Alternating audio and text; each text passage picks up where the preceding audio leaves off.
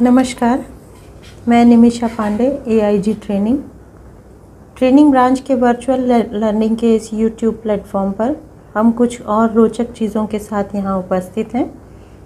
यहाँ हम चर्चा करेंगे प्रेजेंटेशन स्किल्स के बारे में। प्रेजेंटेशन कब और कैसे हमें देने की ज़रूरत पड़ती है, उसको कैसे तैयार किया जाए और कैसे डिलीवर किया जाए। तो 2 एपिसोड में हम इन चीज़ों के ऊपर चर्चा करेंगे। सबसे पहले जानने वाली बात यह है कि एक फ्रेज़ है, it takes 1 hour of preparation for each minute of presentation. इसका मतलब ये है कि हमें अगर 1 मिनट के लिए भी अगर कोई प्रेजेंटेशन देना है या अपनी बात कहनी है तो उसकी तैयारी के लिए कम से कम 1 घंटे का समय देना ज़रूरी होता है। और दूसरी बात, the success of your presentation will be judged not by the knowledge you send but by what the listener receives.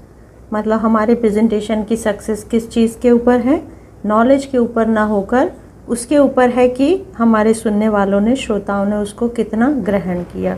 तो ये 2 बातों को ध्यान में रखते हुए हम आगे बढ़ते हैं इसकी तैयारी के ऊपर। सबसे पहले ये जानने की कोशिश करते हैं कि हमें प्रेजेंटेशन देने की ज़रूरत कब और कहाँ पड़ती है अपने पुलिस के रूटीन रिस्पॉन्सिबिलिटीज़ में। तो एक काम हम हमेशा ही करते हैं, मीटिंग्स को एड्रेस करना। किसी भी मीटिंग में जब हमें जाना होता है तो हमें अपने कार्य से संबंधित चीज़ों को प्रस्तुत करना पड़ता है। उसके लिए प्रेजेंटेशन ही एक माध्यम होता है। तो एक ये जगह हो गई। इसके बाद टीम ब्रीफिंग। हम में से हर पुलिस अधिकारी अपनी अपनी छोटी या बड़ी जो भी टीम है उसका एक टीम लीडर होता है और अपनी टीम को कोई टास्क जब हम देते हैं तो उसको ब्रीफ करना सबसे ज़्यादा ज़रूरी होता है। तो वो भी प्रेजेंटेशन का एक प्रकार है। और तीसरा, ट्रेनिंग, जो कि जाहिर सी बात है कि जब हम अपने प्रशिक्षणार्थियों को कोई चीज़ सिखाना चाहेंगे तो प्रेजेंटेशन की किसी न किसी तकनीक का इस्तेमाल हम इसमें करेंगे। तो ये 3 मुख्य जगहें हैं जहां हमें अपनी बात को दूसरों तक पहुंचाने के लिए प्रेजेंटेशन का माध्यम का इस्तेमाल करना होता है। अब इसकी तैयारी कैसे की जाए उसके ऊपर हम चर्चा करते हैं। तो तैयारी करने के लिए हमें किन मुख्य बातों को ध्यान में रखना है वो हम यहाँ डिस्कस करेंगे। सबसे पहली बात है ऑब्जेक्टिव्स। हम क्या मैसेज अपने लोगों को देना चाह रहे हैं वही उसका ऑब्जेक्टिव होगा और वो हमें अपने पूरे प्रेजेंटेशन की तैयारी और उसको प्रस्तुत करते समय ऑब्जेक्टिव्स को ध्यान में रखना बहुत ज़रूरी है। तभी हम अपनी बात को फोकस्ड तरीके से कह पाएंगे। दूसरा इम्पॉर्टेंट चीज़ है इसमें ऑडियंस। किन लोगों के लिए हमने ये प्रेजेंटेशन देना है उनका ख्याल रखना बहुत ज़रूरी है, क्योंकि तभी हम उसको उनकी ग्राह्यता के अनुरूप तैयार करने में सफल हो सकेंगे। टाइम लिमिट, समय सीमा, जो कि अपने आप में बहुत महत्वपूर्ण है। हम अपनी बात को सटीक तरीके से और उस ऑब्जेक्टिव्स को पूरा करते हुए सामने वाले तक पहुंचा पाएँ। ये समय सीमा का ध्यान रखना बहुत ज़रूरी है ताकि जो हम एक्चुअल मैसेज देना चाह रहे थे, जैसा कि हमने पहले भी सबसे पहले जो फ्रेज़ पढ़ा था कि जब लिसनर ने कितना रिसीव किया है उसी के ऊपर उसका सक्सेस है। तो टाइम लिमिट का हमको इसमें ध्यान रखना बहुत ज़रूरी है। रिसोर्सेस, बिल्कुल ज़रूरी है इनके बारे में भी जानना कि हम किस जगह और क्या प्रेजेंटेशन दे रहे हैं और हमें क्या क्या संसाधन उपलब्ध होंगे। साथ ही वेन्यू, जिस जगह पर हम अपना प्रेजेंटेशन देने जा रहे हैं वहाँ हमारे पास क्या चीज़ें उपलब्ध हो सकती हैं, क्योंकि कुछ ब्रीफिंग टीम की हमको ऐसी करनी पड़ती है ऑन द स्पॉट जिसमें कि हमारे पास कोई बहुत एक्स्ट्रा संसाधन नहीं होते हैं। तो उस स्थिति में हमें क्या करना चाहिए, और जब हम किसी बड़े कॉन्फ्रेंस हॉल में या किसी अच्छे ट्रेनिंग सेंटर में जाकर अपना प्रेजेंटेशन प्रस्तुत कर रहे हैं तब हमारे तैयारी किस तरह की होनी चाहिए, इसको हमें हमेशा ध्यान में रखना बहुत ज़रूरी है। रिसोर्सेज में क्या क्या चीज़ें आ सकती हैं। सबसे पहला है रीडिंग मटेरियल। जब हम कोई ट्रेनिंग देते हैं या किसी मीटिंग में जाते हैं तो कुछ ना कुछ चीज़ें हमें तैयार करके ले जाना होती है, जो कि हम एज़ इट इज़ एक नॉलेज देने की हैसियत से हम अपने श्रोताओं को सीधे ही देना बेहतर रहेगा, जिसको पढ़कर सुनाने से ज़्यादा महत्वपूर्ण है कि हम उनको रीडिंग मटेरियल के फॉर्म में उसको दे दें ताकि वो हमेशा उनके पास वो जानकारी उपलब्ध रह सके रेफ़र करने के लिए। दूसरा चार्ट है, जब हम बोलकर अपनी बात कहते हैं तो उसका इम्पैक्ट उतना नहीं होता है। अगर बोलने के साथ साथ हम कोई चीज़ें उनको देखने के लिए भी उपलब्ध करा सकें तो वो शायद उससे हमारा मैसेज बहुत अच्छी तरह से उन तक पहुंचता है। तो चार्ट इसमें एक बहुत सशक्त माध्यम है जिसके ऊपर हम कोई ब्लॉक डायग्राम या कोई फ्लो चार्ट या कोई ऐसी चीज़ें बनाकर रख सकते हैं कि जो हमको अपनी बात को कहने में एक सपोर्ट देता है।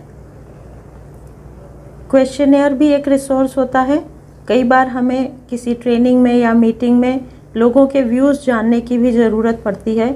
ऐसी स्थिति में हमारा क्वेश्चनियर जो है वो हमें उनके ज्ञान का स्तर या उनके क्या विचार हैं किसी विषय को लेकर ये बताने में मदद करता है। और चौथा सबसे इम्पॉर्टेंट है ऑडियो विजुअल्स, जो कि आजकल बहुत इस्तेमाल हो रहा है। एक प्रेजेंटेशन को और अधिक पावरफुल बनाने के लिए अगर कोई चीज़ महत्वपूर्ण है तो वो है ऑडियो विजुअल एड्स। तो यहाँ हम अगली स्लाइड में विस्तार से ऑडियो विजुअल्स के ऊपर भी चर्चा करेंगे। ऑडियो विजुअल सपोर्ट में क्या क्या चीज़ें आती हैं। सबसे महत्वपूर्ण है और सबसे पॉपुलर है पावर पॉइंट, जिसको कि लगभग अब हम लोग सभी प्रेजेंटेशंस में इस्तेमाल करते हैं। इवन कई बार मीटिंग में भी कहा जाता है कि आप अपने कार्य से संबंधित जानकारी को पावर पॉइंट के फॉर्मेट में लेके आओ। तो पावर पॉइंट के फॉर्मेट में बनाने के लिए हमें क्या क्या चीज़ें ध्यान में रखनी चाहिए। सबसे पहला है नंबर ऑफ़ स्लाइड्स।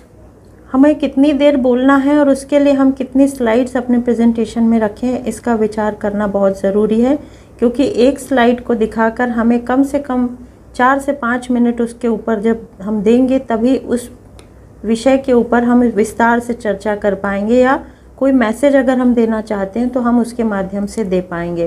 तो हमारा जो टाइम लिमिट है हमारे प्रेजेंटेशन की, उसके हिसाब से कितनी स्लाइड्स होना चाहिए। ये बिल्कुल 20% से ज़्यादा हमारा टाइम जो है वो स्लाइड शो पे नहीं जाना चाहिए। अगर हमें 30 मिनट का समय दिया गया है तो मुश्किल से 6 से 7 स्लाइड्स जो हैं, या मैक्सिमम 10 स्लाइड से ज़्यादा इसमें नहीं होना चाहिए। तो यही एक रफ़ आइडिया दिमाग में लेकर हम अपना प्रेजेंटेशन तैयार करें। कंटेंट जो हम अपने प्रेजेंटेशन में दिखाना चाह रहे हैं, क्या वो चीज़ें एक्चुअल हम जो बात कह रहे हैं उसको रिलेट कर रही है, या प्रेजेंटेशन में कुछ और लिखा है और डिस्कशन में हम कोई और बातें कर रहे हैं। तो कंटेंट बहुत रिच होना चाहिए, आपके विषय वस्तु से संबंधित होने चाहिए। नेक्स्ट है फ़ॉन्ट साइज़। जो पावर पॉइंट प्रेजेंटेशन की स्लाइड्स हम बनाते हैं उसमें फ़ॉन्ट साइज़ का भी बहुत महत्व है, क्योंकि कई बार हम ऐसे बड़े हॉल में प्रेजेंटेशन देते हैं जहां दूर बैठे लोगों को नहीं दिख पाता है। तो हमें एक मॉडरेट फ़ॉन्ट साइज़ इसमें रखना बहुत ज़रूरी है। फ़ॉन्ट कलर भी अपने आप में बहुत महत्व रखता है, क्योंकि कुछ कलर्स ऐसे होते हैं वो देखने में तो अट्रैक्टिव लगते हैं लेकिन दूर से पहचानने में बड़ी मुश्किल होती है। तो और बहुत ज़्यादा कलर्स का इस्तेमाल एक स्लाइड में नहीं होना चाहिए, वो डिस्ट्रैक्ट करता है। जहाँ ज़रूरी हो केवल हाईलाइट करने के लिए हम कलर चेंज करें। जानकारी जो भी है वो पैराग्राफ्स के रूप में ना होकर हमारी स्लाइड में बुलेट पॉइंट्स के फॉर्म में होनी चाहिए, जैसा कि अभी आप इस पावर पॉइंट की स्लाइड में देख रहे हैं। जो बात मैंने कहनी थी वो आपको बोलकर बताई और इम्पॉर्टेंट चीज़ों को केवल बुलेट पॉइंट्स में लिखा। तो ये बहुत ही इफ़ेक्टिव पावर पॉइंट प्रेजेंटेशन इस तरीके से बन सकता है। दूसरा, ऑडियो विजुअल सपोर्ट में हम वीडियोस का इस्तेमाल करते हैं। ट्रेनिंग में हमें कई बार कुछ संवेदनशील मुद्दों के ऊपर जब हमें प्रेजेंटेशन देना होता है तो अगर हम वीडियो को उसके अंदर डालते हैं, कुछ ऐसी कहानियाँ, कुछ स्टोरीज़ के माध्यम से, तो उसका इम्पैक्ट बहुत अच्छा जाता है। या कई बार हमें कुछ ऐसी चीज़ें प्रेजेंट करनी होती हैं जो कि सत्य घटनाओं पर आधारित होती हैं, तो उन चीज़ों को हम वीडियोस के माध्यम से अगर लेकर जाते हैं अपने प्रेजेंटेशन में तो वो शायद आपके प्रेजेंटेशन को और बेहतर बना सकते हैं। वीडियोस के लिए हमें ध्यान में रखने वाली बात यह है कि ये बहुत लंबा नहीं होना चाहिए। जो हमें बोलने के लिए समय अगर दिया गया है तो उसका एक बहुत छोटा हिस्सा वीडियो होगा।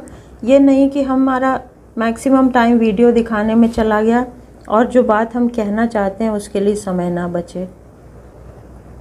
रेलेवेंट होना चाहिए, बिल्कुल ज़रूरी है ये, क्योंकि जो बात हम कह रहे हैं वो उससे संबंधित ही हो। वीडियो केवल मनोरंजन के लिए ना होकर किसी मैसेज को पहुंचाने का एक साधन के रूप में इस्तेमाल होना चाहिए।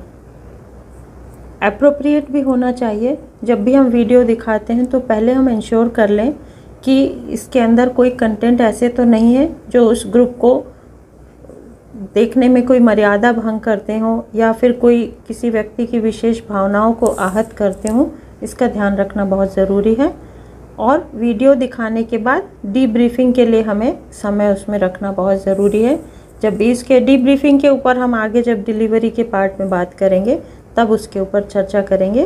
तो ये जो चीज़ें अभी हमने यहाँ डिस्कस की, ये किस तरह से हमारा प्रेजेंटेशन अच्छा बन सकता है और ऑडियो विजुअल सपोर्ट से हम उसको कितना इफ़ेक्टिव बना सकते हैं, क्या चीज़ों को ध्यान में रखें, इसके ऊपर अभी हमने यहाँ चर्चा की।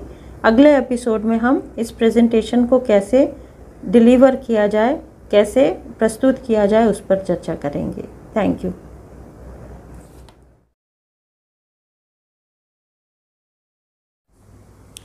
यदि आपकी उम्र 21 वर्ष से कम है और आपके परिवार के कोई सदस्य मध्य प्रदेश पुलिस में कार्य कर रहे हैं या पहले रिटायर हो चुके हैं, तो आप हमें पुलिस के योगदान पर कोई कविता या चित्र या फ़ोटो भेज सकते हैं। अपने योगदान के साथ अपना स्कूल या कॉलेज का आईडी और अपने रिश्तेदार का पुलिस आईडी अवश्य भेजिए। जय हिंद।